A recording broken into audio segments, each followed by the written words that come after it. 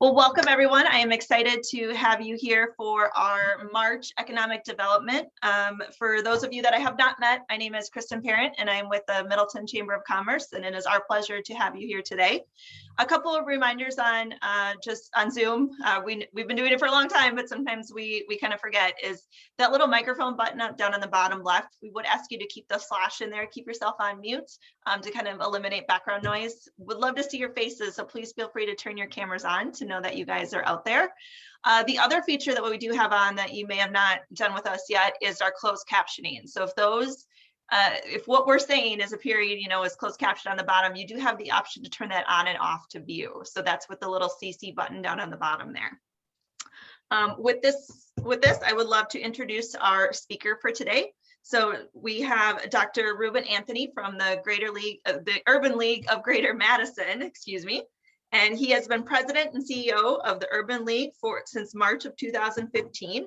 And this time he has been with the League of Greater Madison. He has increased job placement by 39% and has made over 1,400 placements to date. Over the last 30 years, Ruben has been a senior manager in the public, private, and nonprofit sectors.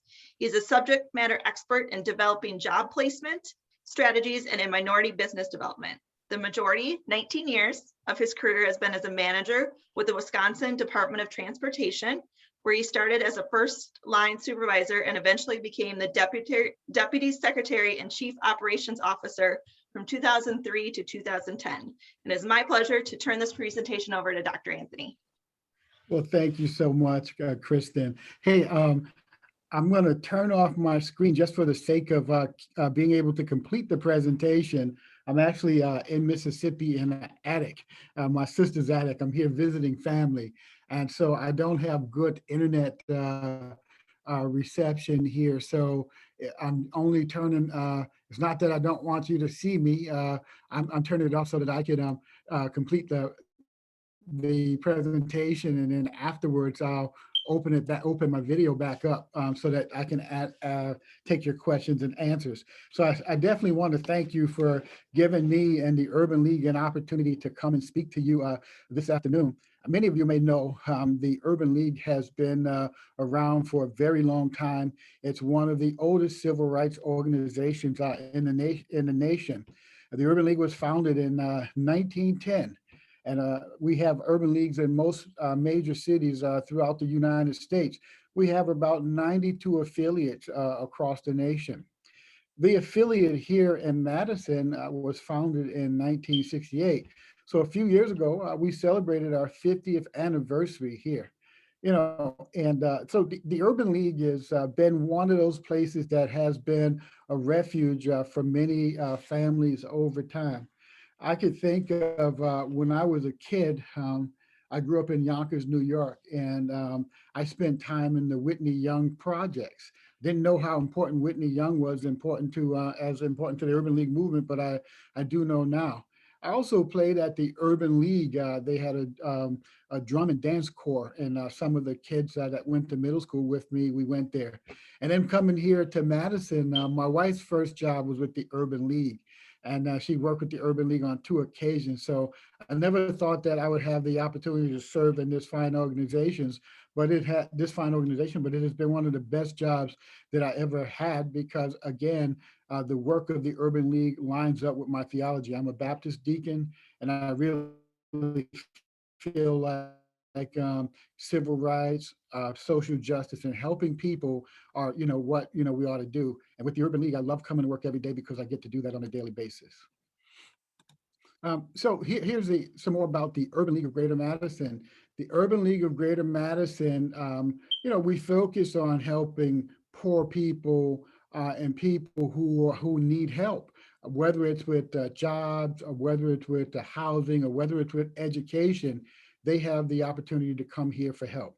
This is consistent with the mission of the Urban League and how they started out. During the back in the civil rights era and beyond, there was a great migration, from the southern cities, from places where I am today, from Mississippi, from Alabama, and African Americans were coming to northern cities so that they could have a better chance than they had in the Jim Crow South. But when they got to those cities, they looked for places where they could get help with housing and schools, because they didn't have lots of folks to go to, because they were new immigrants to these cities. And so the Urban League was there. The Urban League was this beacon of light, this beacon of hope to help people rebuild their lives. Today, we do the same thing. We help people transition and we help people build their lives. Because I strongly believe, and the Urban League strongly believes, is that we don't all get it right the first time. Sometimes people need a second chance, and the Urban League has been there to give people that opportunity. We strongly promote, economic justice. And now, when we talk about economic justice, that's going to kind of be the theme of my conversation today, is how we can create intergenerational wealth, because I think that leads to economic justice. And we know home ownership is one of those entities that have given us the ability to establish intergenerational wealth in this country. And a lot of times African Americans are locked out of those opportunities for many reasons. Nationally, home ownership rates for African Americans are 46%. And for the state of Wisconsin, the African American home ownership rate is 26%. So we're the third worst in the nation in this state at providing home ownership for African Americans. And Dane County is 10%. So if 26% is the third worst in the nation, where are we with 10%? 10% is bad. That means that folks are not getting, to experience the American dream. They're not getting the opportunity to participate in this intergenerational wealth thing that we do, here in America and here in Dane County. And so we feel like, this is an area that the Urban League can make a difference, and we've done it. Early on, we purchased 54 homes, and we had a 15-year lease to own program. We taught folks home ownership skills, how to clean up your credit, and we were able to give 52 homes of those 54 homes to community members after they completed the program. And after we completed that program, we said that we would continue to do this work. And so we started a program called our Housing 2.0 project. And with that project, we've got a $5 million new market tax credit so that we could continue to provide home ownership, affordable home ownership to people in Madison. And so it's only 16 homes, but one of the things that I've been telling people, I said the small victories matter, because if you're one of those 16 families that get a home, we made a big difference in your life. So we start there. With this home ownership program, we're able to allow these families to have nothing down, interest only loans, and they become homeowners right away. We require them to put money to the side for a wealth building account, and so at the end of 7 years, now we're going to act as the bank for 7 years, but at the end of 7 years, they have to take us out with a refinance. But then they get the equity in the home, and they get the money if they haven't used it for a furnace or a roof or something. They get to use that money for whatever purpose that they want. And so, but we think that this is important to do, particularly in South Madison. When we look at South Madison, if there is an African-American enclave in South Madison, it is in South Madison. If there's an African-American enclave in Madison, it's in South Madison. That's where a lot of the history is.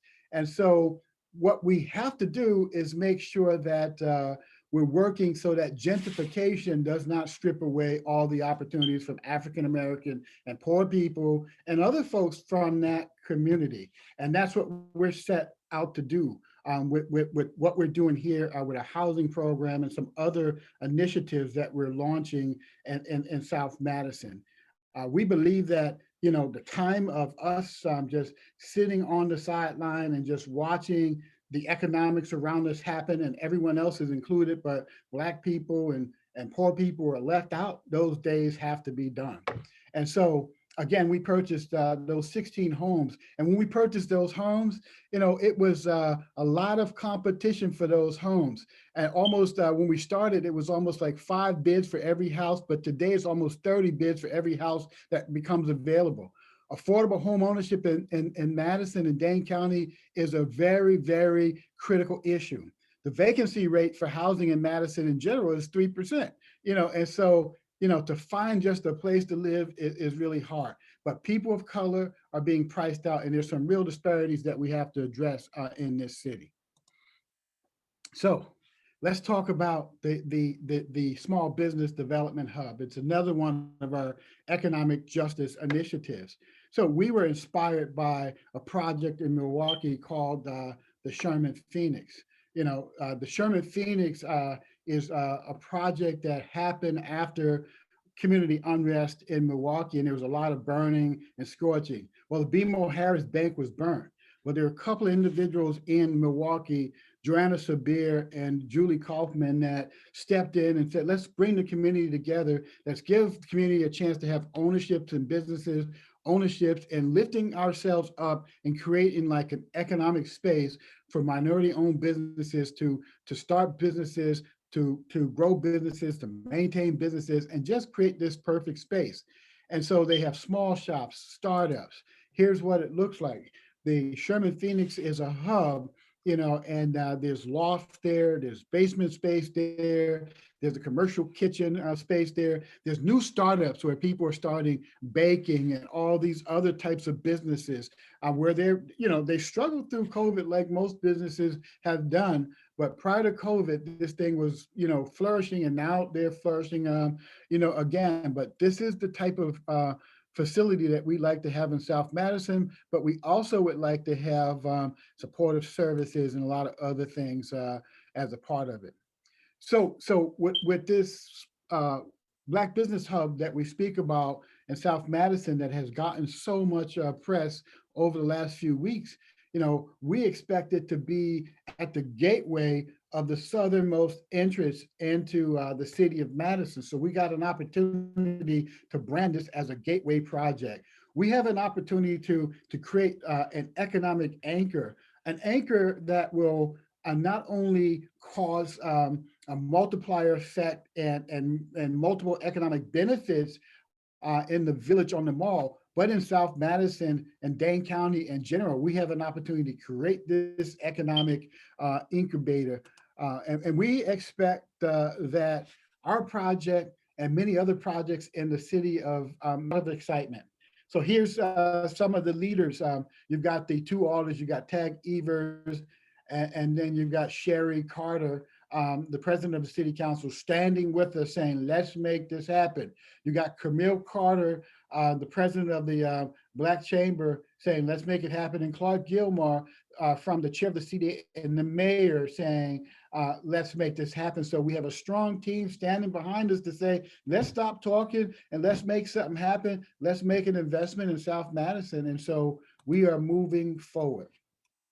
So the core mission, of this initiative is to create an entrepreneurial ecosystem that promotes the development, stabilization, growth of minority-owned businesses. And we're not going to be bashful about saying that, I'm telling people, I'm like, if the Urban League can't bet on Black businesses, who can, right?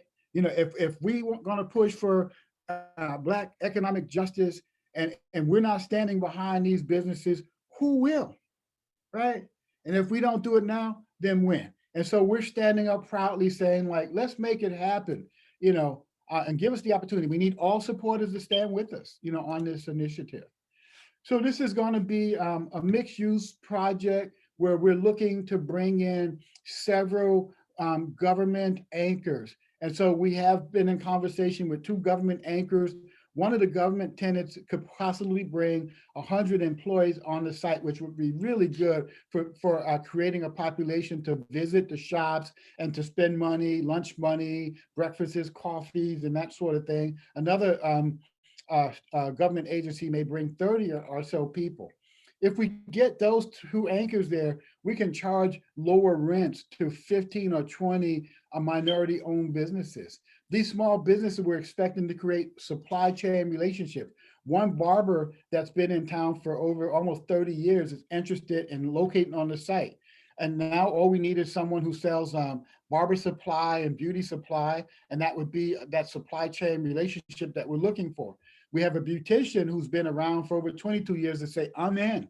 So the businesses now are lining up saying, safe space for me. We have a therapist that's saying, I want to be in that space. So the inertia is really starting to pick up, and we're really starting to get like early commitments about what we want to do. This is a block schematic, of the site. And the site is this pink building here. It's a 3-story site. We're expecting that it's going to be 65,000 square feet.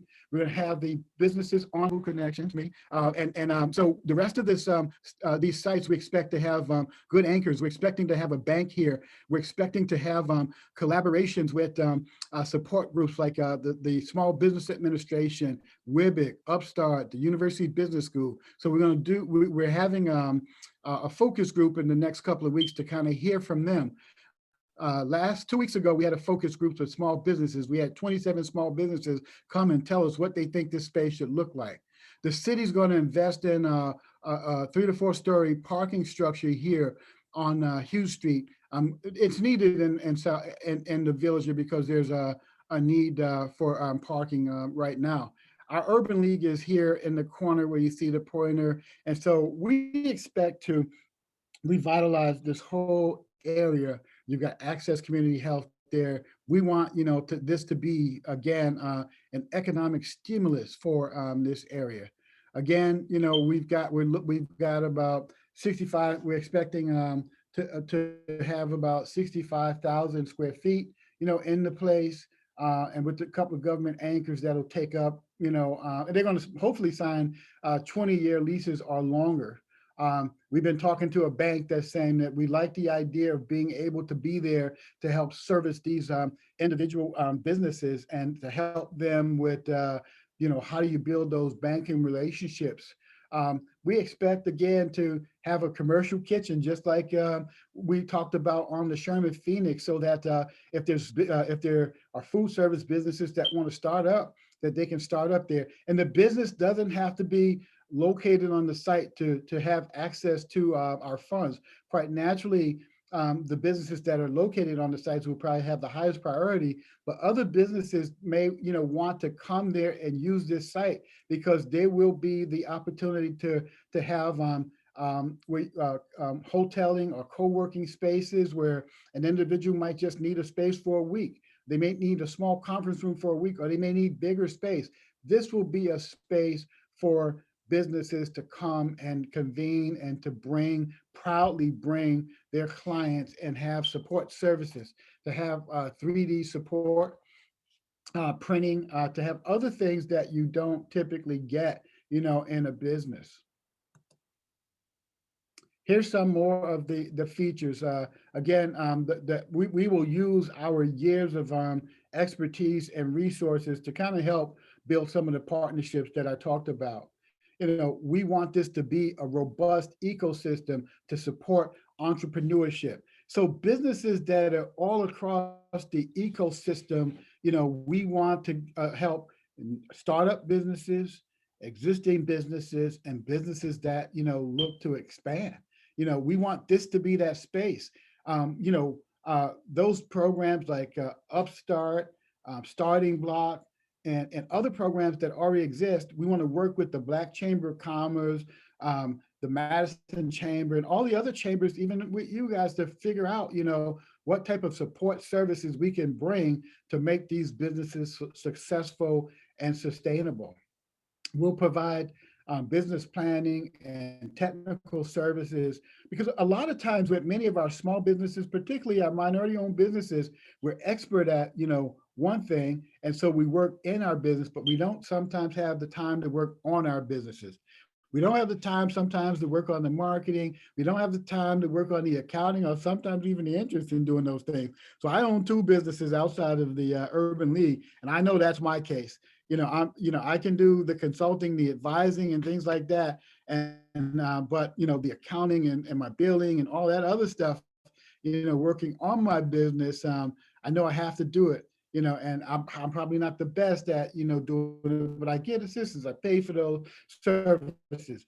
We want to make sure that when businesses start up here, that they are, they have that support, and that they are able to access to capital, and that's sometimes, and we want them to have those types of relationships. Sometimes they may not have the ability to recruit someone. If you're going to scale up your business, you need to know HR, and you need to know when to bring on new staff. And so we want to work with places like WIBIC and other places like that to make sure that we are helping in those areas. So here's some of the types of businesses that may locate, and I talked about it some: professional services, food services, personal care, financial services, entertainment, government programs, and a whole host of other services that may locate, here as well. The construction of this facility should be around 21 million or so, and so we're expecting to get a new market tax credit, funding to help this. We're on about 5 applications for new market tax credit. The debt that new market tax credit can support is about 7.3 million. We expect the leases for the building and also the asset that we're building to be used to kind of leverage the funding. We still got Dane County's $2 million to help us as a source. And then, the city, we're hoping that the acquisition costs, that we can drive the acquisition cost down, and that could help, drive our gap down. So we've got a financial gap, and so we'll be looking to strategic investments to do that. And so some of the things that we will look at too is. And I think that means we lost them. Sorry, you guys. I certainly, I know we've got maybe about a bunch of minutes for questions here. So you see what we're can you still hear me? Yep, I can hear you. Can you hear me? Mm-hmm. Yes, okay. We can hear you. I strongly believe that this is an opportunity. Okay. I strongly believe that this is an opportunity to cause, economic rebirth in South Madison. A lot of times, South Madison is the last looked at, and I believe that South Madison gets exploited because there's still affordable housing there, and then you have businesses and they come over there, and that part of the town is being developed, and I think the community is being left out. This is an opportunity to bring the community in a lot of different ways. We need to save some housing over there so that residents that have been there can continue to afford housing there. The highest price house that we bought over there was $244,000, and that same neighborhood for $80,000. Last week, my wife and I looked for property over there for our kids, and it was $299,000, and this is just several months after we closed. So there is a lot of gentrification going there, and the price and everything is going up, and I know that's what happens, but I think it has to happen.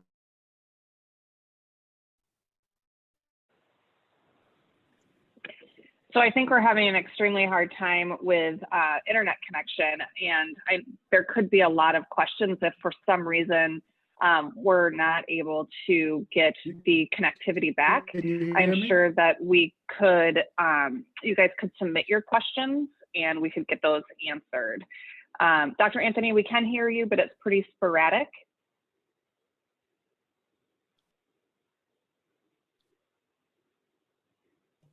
you hope to have this project started, and also what can anybody who's interested do to help out with your capital campaign or that funding gap?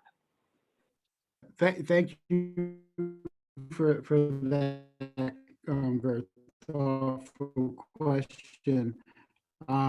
So we're expecting that by 2000, ambitious, that we may be able to have at least the part of the building ready where the major anchors want to move in. And so we know that so one anchor is saying that I want to be in spring 2022. And so we just released that. Well, we haven't released it, but we're in the next couple of days, we're going to release an RFQ, contractors and architects to tell us how they can get us a design build project to design it and construct it by spring of 2022. And so, we're going to get a shovel in the ground as soon as we're able. So I don't have a particular time for that. But for those who are interested, in helping with this initiative and helping put money towards the funds for small businesses or for this project, my email address is ranthony, RANTHONY at ulgm.org. Send me a note, and say we want to help. How can we help? And then we can make sure that we can include you in our efforts, because there is still a lot more work to be done. There's a lot of excitement about what we're doing, and I really feel like we're going to build something here that's going to be sustainable over time, and that Dane County and the city can really be proud of that, and so be kept intact.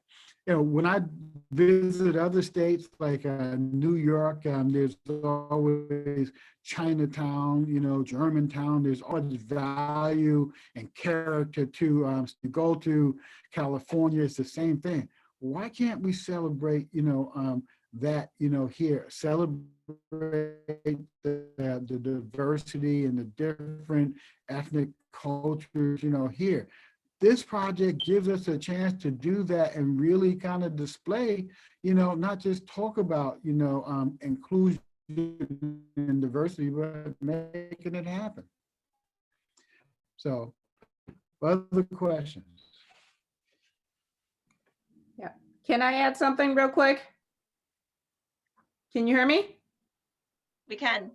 Yeah, this is Judy McNeil. I'm a small business owner in the Madison area. So I can keep talking because I still got some more time. Can you hear me, Dr. Anthony? Ruben, my name is. I don't know. I don't know if you can hear me or not.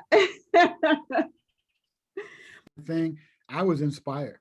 I went to Toronto and maybe about 10, 15 years ago, and this whole idea of small shops, and they weren't just minority-owned business, but small shops, things that are attainable, having shops that really you can manage and having rents that you can manage. I'm like, we got to bring that back, to this country. And they had small shoe shine shops, small bars. It was just a lot of small spaces where entrepreneurs were there really doing their thing. And I just believe that, the small shop, and putting the support services there is going to be what we really need to do to give these entrepreneurs a fighting chance. Yeah, I agree. And over this last few months, I've been part of so many different platforms and talking about, different experiences. This is one that I was on back just even a couple of weeks ago. And I was talking with, it was me and a couple other ladies. And I was telling them, I said, here as a Black woman, just as an individual here in Madison, it's like they were kind of wanting to know, well, what can we do? A lot of times people think, well, what can we do? How can we kind of bridge these gaps? And I said, growing up here, we've always, as a Black woman, I've always had to be in your space, whether it was in work, when I worked in court, when I went to the restaurants, when I went to the grocery stores, no matter what it is, we're always in your space. So I told him, I said, be willing to just go into those spaces that you feel are that don't include you. Yes, it does. Go into those spaces, because we come into your spaces all the time. So this right here, Hub, will be a place for, I think, collaboration for all people of all backgrounds. This means that, they will actually be in our space, no matter who they are, but they will still, see us reflected in this, in this hub. So I think that that's a great way to bridge this gap in Madison, because sometimes, it can seem so not inclusive when actually it is. But like I said, I just think it provides that platform for us to bridge so many divides in the city as well. Thank you for that. Yeah, We are at our time for today. So if anyone needs to head out, please feel free to do that. We appreciate you coming and having this important conversation with us and hearing about this amazing project. We will stick on though, if anyone else has questions for the group. We are happy to still entertain those, but I do want to give anyone that needs to leave a pass to do so.